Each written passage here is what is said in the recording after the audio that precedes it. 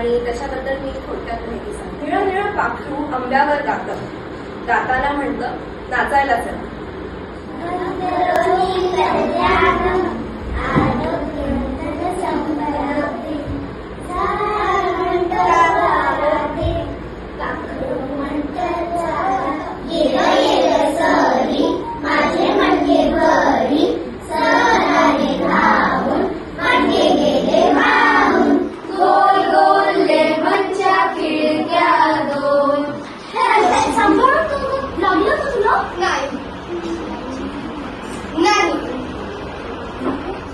Sant Dnyaneshwar was a revered Marathi saint, poet and philosopher. एक हिंदू वैष्णव संत, एक सुंदर कवी, ते देव विठ्ठलाचे भक्त होते.